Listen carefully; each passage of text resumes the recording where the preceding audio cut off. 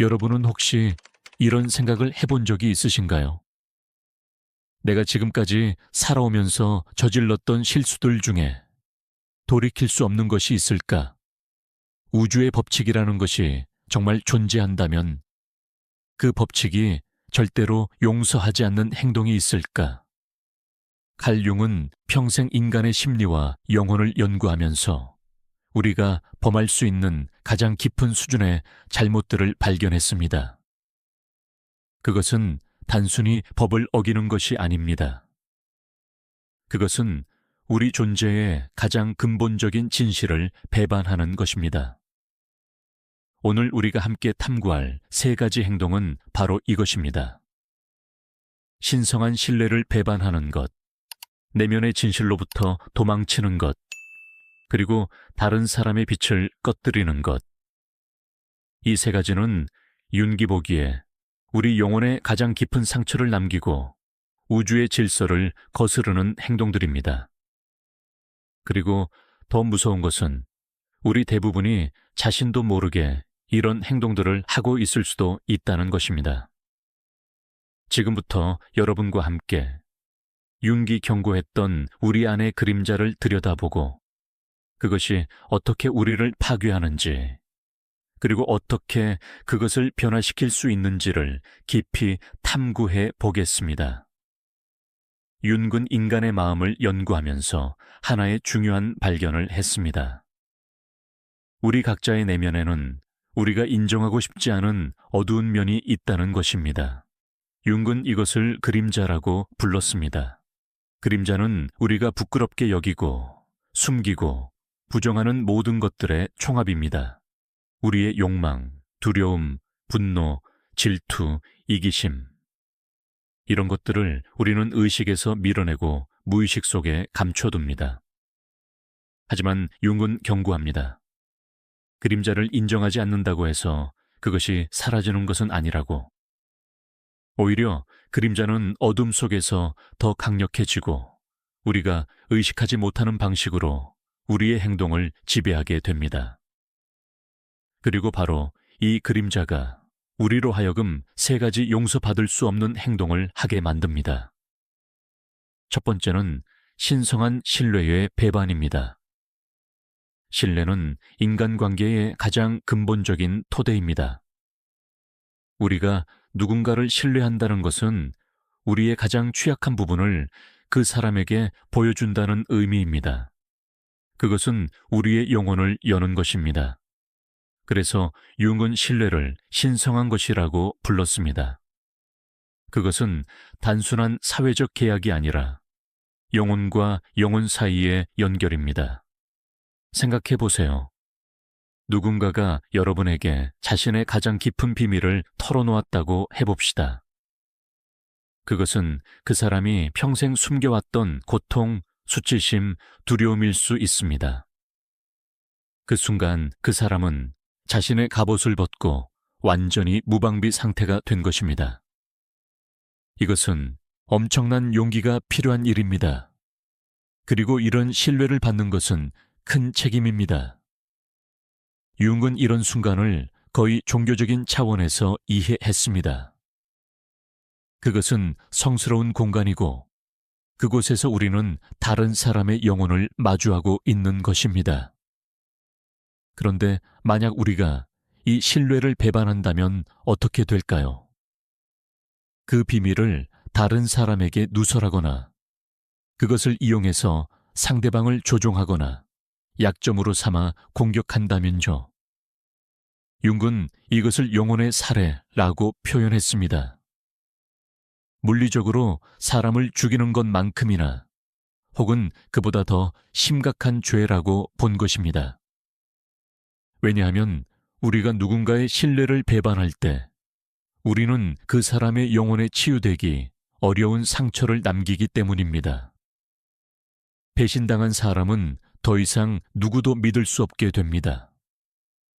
그들은 마음의 문을 단단히 잠그고 다시는 자신의 진실을 누구에게도 보여주지 않으려 합니다. 이것은 고립으로 이어집니다.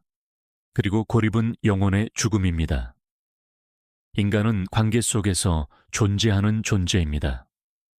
우리는 다른 사람과의 진정한 연결을 통해 우리 자신을 발견하고 성장합니다. 하지만 신뢰가 파괴되면 이 연결이 불가능해집니다. 융은 자신의 임상 경험을 통해 이것을 목격했습니다. 어린 시절 부모나 가까운 사람에게 배신당한 사람들은 평생 그 상처를 안고 삽니다. 그들은 친밀한 관계를 형성하는데 큰 어려움을 겪습니다. 항상 경계하고 의심하고 상처받을까봐 두려워합니다. 이것은 단순히 심리적인 문제가 아닙니다. 융은 이것이 영혼의 문제라고 봤습니다. 배신은 우리 존재의 가장 깊은 차원을 손상시킵니다. 그렇다면 왜 사람들은 신뢰를 배반할까요? 융은 이것도 그림자와 관련이 있다고 봤습니다. 우리가 다른 사람의 신뢰를 배반할 때 그것은 보통 우리 자신의 불안전함, 두려움 또는 권력욕에서 비롯됩니다. 예를 들어 누군가의 비밀을 누설하는 사람은 사실 자신이 중요하다고 느끼고 싶고 다른 사람들에게 인정받고 싶은 욕구가 있을 수 있습니다. 그래서 그 비밀이 자신에게 권력을 주는 것처럼 느껴집니다.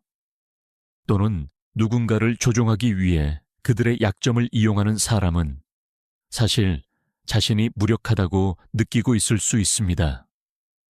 그들은 다른 방법으로는 상황을 통제할 수 없다고 생각하기 때문에 이런 비윤리적인 수단을 사용합니다. 이 모든 것의 뿌리에는 그림자가 있습니다. 인정받지 못한 불안감, 억압된 열등감, 부정된 공허함 같은 것들이죠.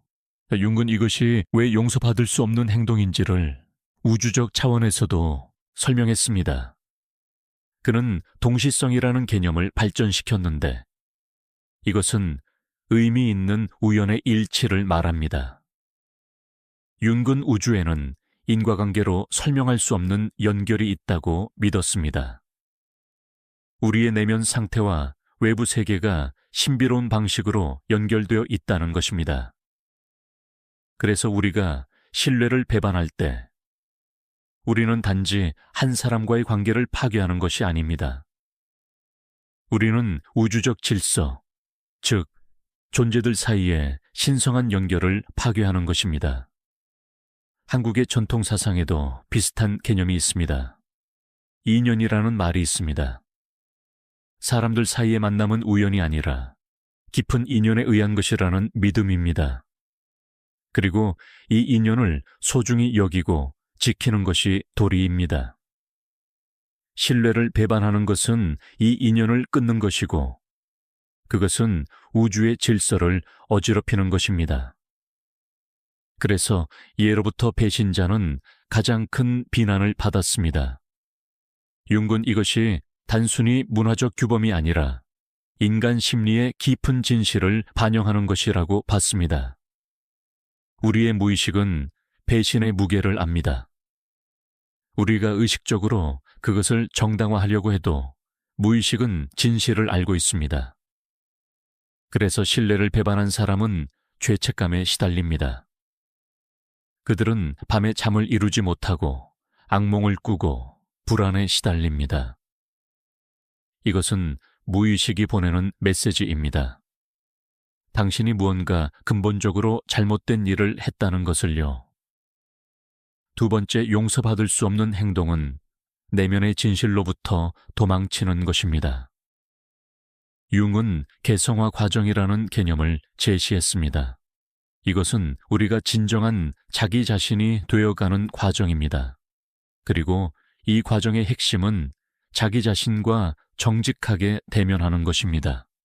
우리의 빛뿐만 아니라 그림자도, 우리의 강점뿐만 아니라 약점도, 우리의 의식뿐만 아니라 무의식도 들여다보는 것입니다.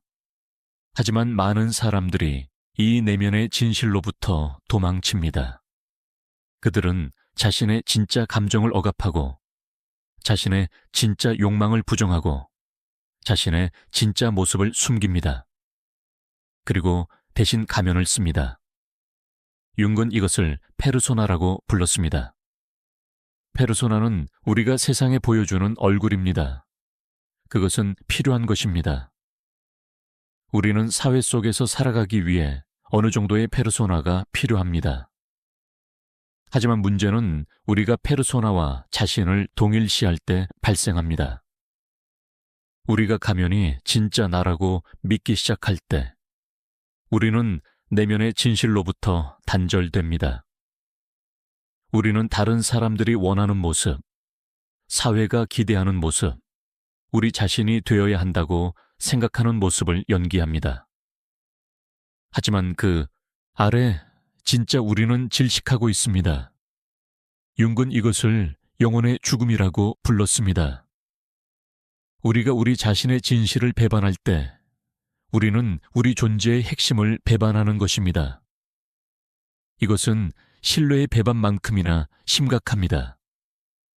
왜냐하면 우리가 배반하는 대상이 바로 우리 자신이기 때문입니다. 우리는 우리 영혼과의 신성한 계약을 깨뜨리는 것입니다. 생각해 보세요. 얼마나 많은 사람들이 자신이 진짜로 원하지 않는 삶을 살고 있을까요? 부모님이 원하는 직업을 선택하고 사회가 기대하는 역할을 수행하고 다른 사람들에게 좋아 보이기 위해 자신을 억누릅니다. 그들은 자신에게 이렇게 말합니다. 이것이 책임 있는 어른의 모습이야. 이것이 현실이야. 내 진짜 욕망은 유치하고 비현실적이야. 하지만 이렇게 자신의 진실을 부정할 때 무슨 일이 일어날까요? 융은 이것이 신경증으로 이어진다고 봤습니다. 억압된 진실은 사라지지 않습니다. 그것은 무의식 속으로 내려가서 증상으로 나타납니다. 불안, 우울, 중독, 신체화 증상 같은 것들이죠. 우리 몸과 마음은 진실을 알고 있습니다. 그래서 우리가 거짓된 삶을 살 때 그들은 저항합니다. 이것은 무의식이 보내는 신호입니다. 돌아오라는 외침입니다. 진짜 너 자신으로 돌아오라는 것입니다. 융은 중년의 위기를 이런 맥락에서 이해했습니다. 많은 사람들이 중년에 이르러 갑자기 자신의 삶에 의문을 품기 시작합니다. 내가 지금까지 무엇을 위해 살아왔는가? 이것이 정말 내가 원하던 삶인가? 이런 질문들이 떠오릅니다. 융은 이것을 위기가 아니라 기회로 봤습니다. 이것은 우리의 영혼이 마침내 목소리를 내는 것입니다. 더 이상 거짓된 삶을 살 수 없다고, 이제는 진정한 자기 자신이 되어야 한다고 말하는 것입니다. 하지만 많은 사람들이 이 부름을 외면합니다. 그들은 더 열심히 가면을 쓰고 더 열심히 연기합니다. 그들은 바쁨 속에 자신을 묻고 일 중독이 되고 물질적 성공을 추구합니다.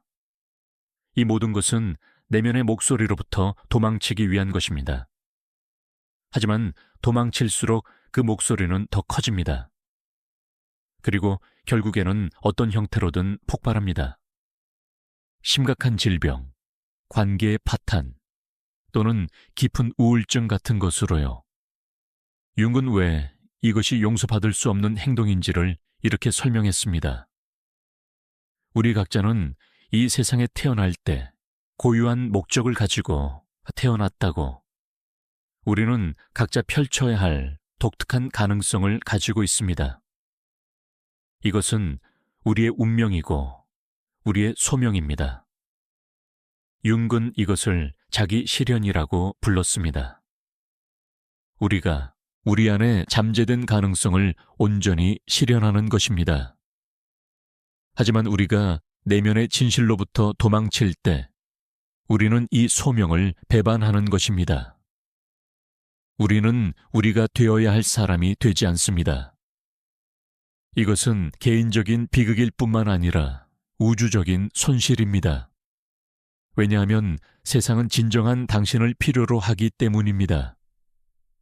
당신이 가진 독특한 재능, 관점, 에너지를요. 하지만 당신이 가짜 자아로 살 때 세상은 그것을 받지 못합니다. 한국 문화에서는 효도와 의무가 강조됩니다. 이것들은 물론 중요한 가치입니다. 하지만 때로 이것이 왜곡되어 사람들이 자신의 진실을 희생해야 한다는 믿음으로 이어집니다. 부모님을 기쁘게 하기 위해, 가족을 위해, 체면을 지키기 위해 자신을 부정해야 한다고 생각합니다. 하지만 융은 말합니다. 진정한 효도, 진정한 사랑은 거짓된 자아로는 불가능하다고. 오직 진정한 자기 자신이 될 때 우리는 진정으로 다른 사람을 사랑하고 기여할 수 있습니다. 세 번째, 용서받을 수 없는 행동은 다른 사람의 빛을 꺼뜨리는 것입니다. 융은 각 사람 안에는 빛이 있다고 믿었습니다. 그것은 그 사람의 본질, 그들의 영혼의 불꽃입니다.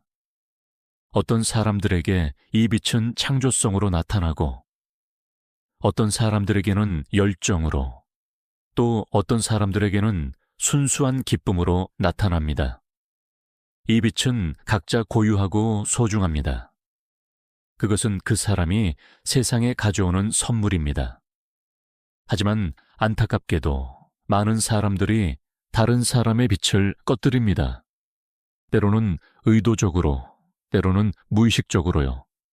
이것은 여러 형태로 나타날 수 있습니다.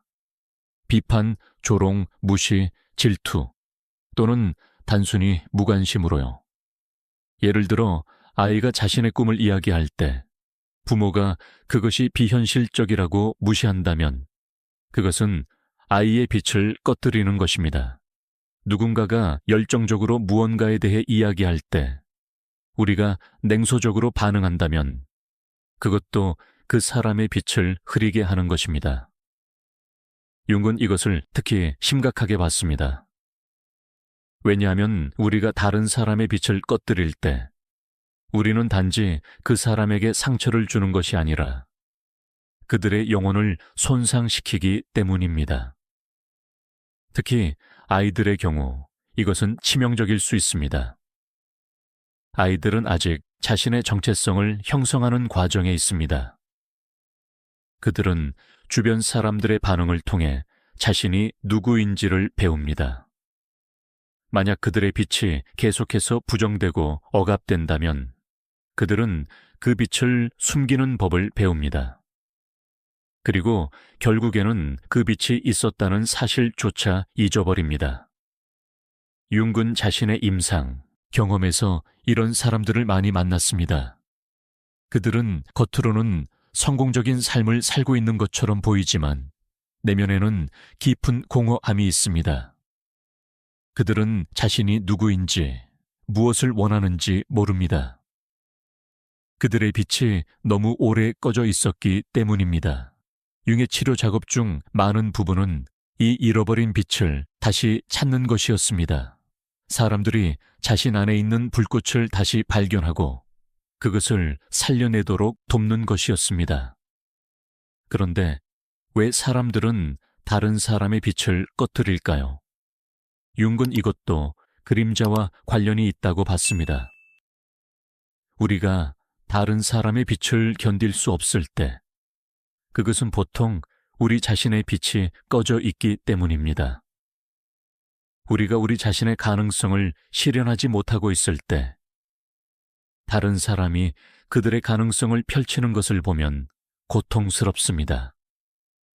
그것은 우리 자신의 실패를 상기시키기 때문입니다.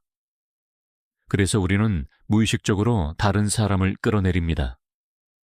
우리는 그들의 꿈이 비현실적이라고 말하고 그들의 열정이 유치하다고 말하고 그들의 기쁨이 순진하다고 말합니다. 이 모든 것은 사실 우리 자신의 두려움과 좌절의 투사입니다. 우리는 우리가 할 수 없는 것을 다른 사람도 하지 못하게 만들려고 합니다. 이것은 매우 파괴적인 패턴입니다. 융은 이것이 집단적 차원에서도 일어난다고 봤습니다. 사회나 문화가 특정한 방식의 존재만을 인정하고 다른 것들을 억압할 때 그것은 수많은 사람들의 빛을 꺼뜨리는 것입니다. 예를 들어 성공을 돈과 지위로만 정의하는 사회에서 예술가나 철학자의 빛은 인정받지 못합니다. 남성성을 강함과 공격성으로만 정의하는 문화에서 섬세하고 감성적인 남성의 빛은 억압됩니다. 한국 사회에도 이런 측면이 있습니다. 학벌과 직업으로 사람을 평가하는 경향, 나이와 지위에 따른 엄격한 위계, 다름을 틀림으로 보는 문화. 이런 것들은 수많은 사람들의 독특한 빛을 억누릅니다. 사람들은 자신의 진정한 재능과 열정을 포기하고 사회가 인정하는 좁은 길로만 가려고 합니다. 이것은 개인의 비극일 뿐만 아니라 사회 전체의 손실입니다. 융은 이 세 가지 행동이 왜 용서받을 수 없는지를 깊은 차원에서 설명했습니다. 그것들은 모두 생명력 자체를 공격하는 것이기 때문입니다. 신뢰는 관계의 생명력이고, 내면의 진실은 개인의 생명력이고, 다른 사람의 빛은 그들의 영혼의 생명력입니다. 이것들을 파괴하는 것은 생명 자체를 파괴하는 것입니다. 그리고 융은 경고합니다. 이런 행동들은 우주의 법칙에 어긋난다고. 융기, 말하는 우주의 법칙은 종교적인 의미의 신의 법이 아닙니다. 그것은 심리적, 영적 차원에서 작동하는 자연의 법칙입니다. 우리가 이 법칙을 어길 때 그 결과는 반드시 따라옵니다. 외부의 처벌이 아니라 우리 자신의 내면에서 오는 고통으로요. 융은 이것을 보상이라는 개념으로 설명했습니다. 무의식은 의식의 일방적인 태도를 보상하려고 합니다. 우리가 의식적으로 어떤 진실을 부정하거나 억압할 때 무의식은 그것을 다시 의식으로 가져오려고 합니다. 꿈을 통해, 증상을 통해 또는 외부 사건을 통해서요. 이것은 치유를 위한 시도입니다. 우리를 균형으로 되돌리려는 자기 조절 메커니즘입니다. 예를 들어 누군가의 신뢰를 배반한 사람은 죄책감에 시달립니다. 그들은 악몽을 꾸고 불안해하고 때로는 자신도 배신당하는 경험을 하게 됩니다. 이것은 우주의 복수가 아닙니다. 이것은 그들의 무의식이 균형을 회복하려는 시도입니다. 무의식은 그들이 저지른 잘못의 무게를 알고 있고 그것을 의식으로 가져오려고 합니다. 내면의 진실로부터 도망치는 사람은 신경증적 증상으로 고통받습니다. 불안, 우울, 공황, 중독 같은 것들이죠. 이것들은 그들의 진정한 자아가 보내는 신호입니다. 돌아오라는, 진실과 대면하라는 외침입니다. 다른 사람의 빛을 꺼뜨리는 사람은 자신의 빛도 점점 잃어갑니다. 그들은 냉소적이고 쓴맛 같은 사람이 됩니다. 그들의 삶에서 기쁨과 의미가 사라집니다. 이 모든 것은 우주의 법칙, 즉 심리적 진실의 법칙이 작동하고 있다는 증거입니다. 융은 이것을 동시성과도 연결시켰습니다. 우리의 내면 상태와 외부 현실은 신비로운 방식으로 연결되어 있습니다. 우리가 어둠 속에 있을 때 우리는 어둠을 끌어당깁니다. 우리가 파괴적일 때 파괴가 우리에게 돌아옵니다. 이것은 도덕적 심판이 아니라 에너지의 법칙입니다. 그렇다면 우리는 어떻게 해야 할까요? 만약 우리가 이미 이런 잘못을 저질렀다면 또는 우리가 지금 이런 패턴 속에 있다면 우리에게 희망이 있을까요? 융은 말합니다. 항상 희망이 있다고. 하지만 그 희망은 우리가 우리의 그림자와 대면할 용기를 가질 때만 실현됩니다. 첫 번째 단계는 인정입니다. 우리는 우리가 저지른 잘못을 인정해야 합니다.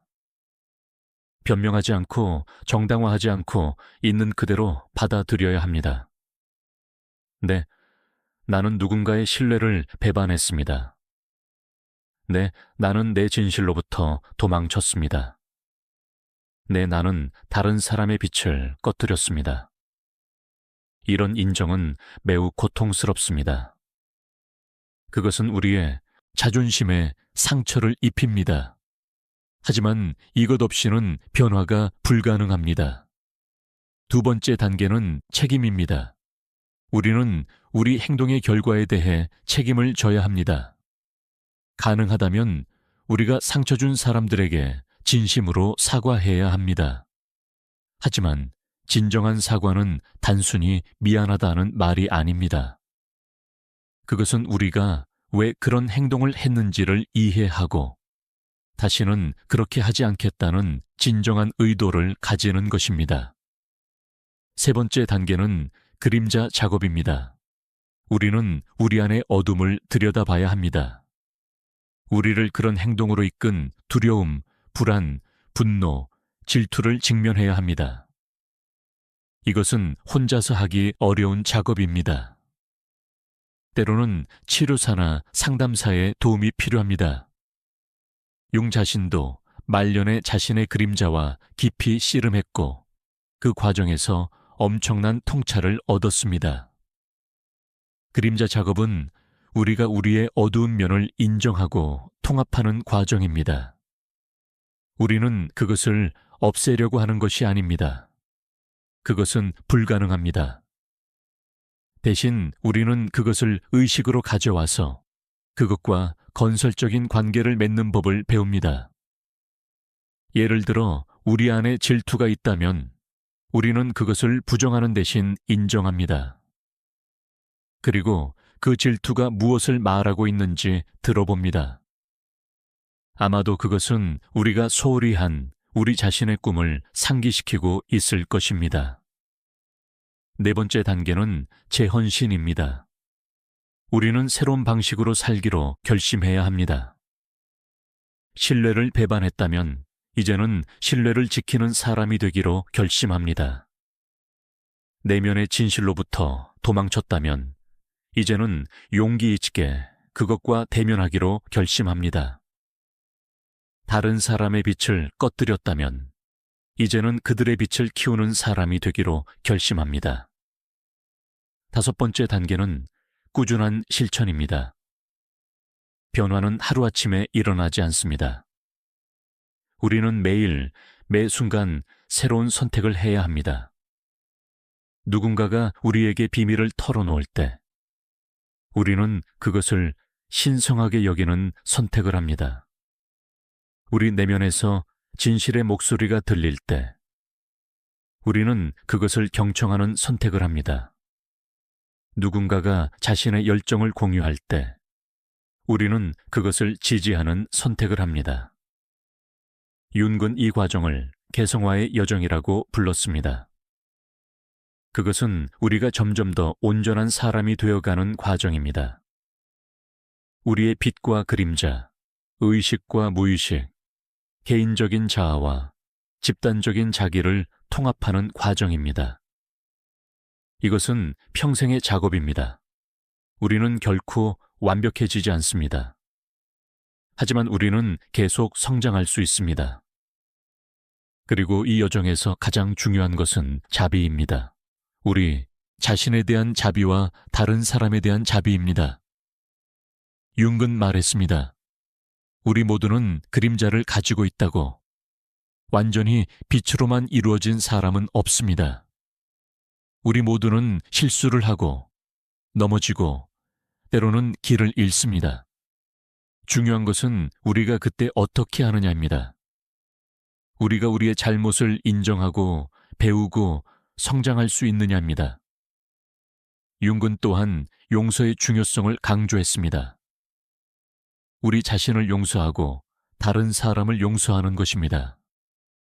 하지만 진정한 용서는 잘못을 없던 일로 하는 것이 아닙니다. 그것은 그 잘못이 우리를 정의하도록 허용하지 않는 것입니다. 우리는 그것을 인정하고 그것으로부터 배우고 그것을 넘어서 성장합니다. 이것이 진정한 용서입니다. 그렇다면 이 모든 것이 우리의 일상생활에서 어떤 의미를 가질까요? 우리는 어떻게 이 통찰들을 실제로 적용할 수 있을까요? 먼저 우리는 신뢰를 신성한 것으로 여기는 법을 배워야 합니다. 누군가가 우리에게 자신의 취약함을 보여줄 때 그것이 얼마나 큰 선물인지를 인식해야 합니다. 우리는 그 신뢰를 절대로 가볍게 여겨서는 안 됩니다. 실제적으로 이것은 무엇을 의미할까요? 누군가가 우리에게 비밀을 말할 때 우리는 그것을 절대로 다른 사람에게 말하지 않습니다. 설령 그것이 가벼운 수다처럼 보여도 우리는 그 경계를 존중합니다. 누군가가 우리에게 자신의 약점이나 실패를 공유할 때 우리는 그것을 나중에 그들을 공격하는 데 사용하지 않습니다. 우리는 그 순간의 취약함을 영원히 안전하게 지킵니다. 둘째, 우리는 우리 자신의 내면의 목소리에 귀를 기울이는 법을 배워야 합니다. 매일 조용한 시간을 가지고 우리의 진짜 감정과 욕망을 확인해야 합니다. 우리는 자신에게 물어봐야 합니다. 내가 지금 하고 있는 일이 정말 내가 원하는 것인가? 내가 지금 보여주는 모습이 진짜 나인가? 나는 어디에서 가면을 쓰고 있는가? 이것은 때로 불편한 대답을 낳을 수 있습니다. 우리는 우리가 잘못된 길을 가고 있다는 것을 깨달을 수 있습니다. 하지만 그 깨달음 자체가 변화의 시작입니다. 우리가 진실을 안다면 우리는 그것에 대해 무언가를 할 수 있습니다. 하지만 우리가 진실을 부정한다면 우리는 계속 같은 패턴을 반복할 뿐입니다. 셋째, 우리는 다른 사람의 빛을 키우는 사람이 되어야 합니다. 이것은 매우 구체적인 방식으로 실천될 수 있습니다. 누군가가 자신의 꿈이나 열정에 대해 이야기할 때 우리는 진심으로 관심을 보이고 격려합니다. 우리는 왜 그것이 불가능한지를 말하는 대신 그들이 어떻게 그것을 실현할 수 있는지를 함께 생각합니다. 아이들의 경우 이것은 특히 중요합니다. 아이가 무언가에 흥미를 보일 때 우리는 그 흥미를 존중하고 키워줍니다. 설령 그것이 우리가 생각하는 실용적인 것이 아니더라도요. 아이가 실수를 할 때 우리는 그것을 비난하는 대신 배움의 기회로 만듭니다. 우리는 아이에게 그들의 고유한 빛이 소중하다는 것을, 그들이 있는 그대로 충분하다는 것을 계속해서 전달합니다. 하지만 이 모든 것을 하기 위해서는 먼저 우리가 우리 자신의 빛을 살려야 합니다. 우리가 우리 자신의 진실과 연결되어 있을 때 우리는 다른 사람의 진실도 존중할 수 있습니다. 우리가 우리 자신의 빛을 찾았을 때 우리는 다른 사람의 빛을 축하할 수 있습니다. 이것이 바로 융기 말한 개성화의 또 다른 측면입니다. 우리가 더 온전해질수록 우리는 다른 사람들도 더 온전하게 만들 수 있습니다. 융군 또한 집단적 차원의 책임에 대해서도 말했습니다. 우리는 우리가 속한 사회와 문화가 사람들의 빛을 꺼뜨리는 방식에 대해 인식해야 합니다. 그리고 가능한 한 그것에 저항해야 합니다. 이것은 큰 사회 운동을 하라는 의미가 아닙니다. 그것은 우리의 일상적인 선택 속에서 이루어질 수 있습니다. 예를 들어 우리가 다른 사람을 평가할 때 우리는 사회의 좁은 기준을 사용하지 않으려고 노력합니다. 우리는 학벌이나 직업이 아니라 그 사람의 본질을 봅니다. 우리는 다름을 틀림으로 보지 않고 다양성의 표현으로 봅니다. 우리는 우리 자신의 편견과 싸우고 더 넓은 시각을 가지려고 노력합니다. 한국 사회에서 이것은 특히 중요합니다. 빠르게 변화하는 현대 사회에서 많은 사람들이 자신의 자리를 찾지 못하고 방황합니다. 청년들은 취업 경쟁에 시달리고 중년들은 구조조정의 불안에 떨고 노년들은 무가치함을 느낍니다. 이 모든 것은 우리 사회가 사람의 가치를 너무 좁게 정의하기 때문입니다. 하지만 융의 관점에서 보면 모든 사람은 고유한 가치를 가지고 있습니다. 그것은 그들이 무엇을 성취했는가와는 무관합니다. 그것은 그들이 누구인가, 그들의 존재 자체에 있습니다. 우리가 이것을 인정할 때 우리는 더 인간적인 사회를 만들 수 있습니다. 사람들이 두려움 없이 자신의 진실을 표현할 수 있고 자신의 빛을 발할 수 있는 사회를요. 융은 말년에 이렇게 말했습니다. 세상을 변화시키는 것은 집단적인 운동이 아니라 개인의 변화에서 시작된다고. 우리 각자가 우리 자신의 그림자와 대면하고 우리의 진실과 연결되고 우리의 빛을 발할 때 그것이 파문처럼 퍼져나가 세상을 변화시킵니다. 우리는 하나하나가 작은 빛이지만 많은 작은 빛들이 모이면 어둠을 밝힐 수 있습니다. 그러니 여러분에게 묻고 싶습니다. 여러분은 어떤 선택을 하시겠습니까? 여러분은 신뢰를 지키는 사람이 되시겠습니까? 여러분의 내면의 진실과 대면할 용기를 가지시겠습니까? 여러분은 다른 사람의 빛을 키우는 사람이 되시겠습니까? 이것들은 쉬운 선택이 아닙니다. 때로는 불편하고 어렵고 외로울 수 있습니다. 하지만 이것이 진정으로 의미 있는 삶을 사는 길입니다. 융은 우리에게 이렇게 말합니다. 가장 큰 책임은 우리 자신에게 진실하는 것이라고. 우리가 우리 자신에게 진실할 때 우리는 자동으로 다른 사람에게도 진실하게 됩니다. 우리가 우리의 그림자를 인정하고 통합할 때 우리는 다른 사람의 그림자도 이해하고 수용할 수 있게 됩니다. 우리가 우리의 빛을 찾을 때 우리는 다른 사람의 빛도 볼 수 있게 됩니다. 이것이 바로 융이 말한 우주의 법칙입니다. 그것은 외부에서 강요되는 규칙이 아니라 우리 존재의 깊은 곳에 새겨진 진실입니다. 우리가 이 진실에 따라 살 때 우리는 평화를 경험합니다. 우리가 이 진실을 거스를 때 우리는 고통을 경험합니다. 그것은 처벌이 아니라 자연스러운 결과입니다. 마치 중력의 법칙처럼요. 우리가 떨어지면 다치는 것처럼 우리가 영혼의 법칙을 어기면 상처받습니다. 하지만 좋은 소식이 있습니다. 우리는 언제든지 새로운 선택을 할 수 있다는 것입니다.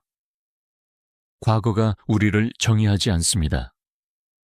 우리가 과거에 무엇을 했든 우리는 지금 이 순간 다르게 선택할 수 있습니다.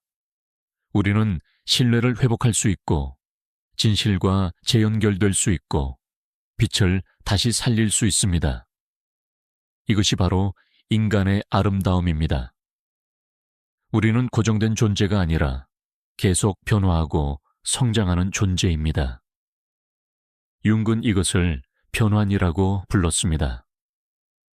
우리의 어둠이 빛으로 변환될 수 있고 우리의 상처가 지혜로 변환될 수 있고 우리의 실패가 성장으로 변환될 수 있습니다.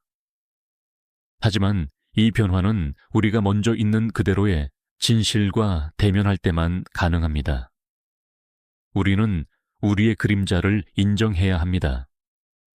우리가 저지른 잘못을, 우리가 도망쳤던 진실을, 우리가 꺼뜨렸던 빛을 인정해야 합니다. 그리고 그 인정 속에서 우리는 자유를 발견합니다. 우리가 더 이상 숨길 필요가 없을 때 우리는 진정으로 자유로워집니다. 우리가 우리 자신을 있는 그대로 받아들일 수 있을 때 우리는 다른 사람의 판단에서 자유로워집니다. 이것이 바로 융이 말한 개성화의 최종 단계입니다.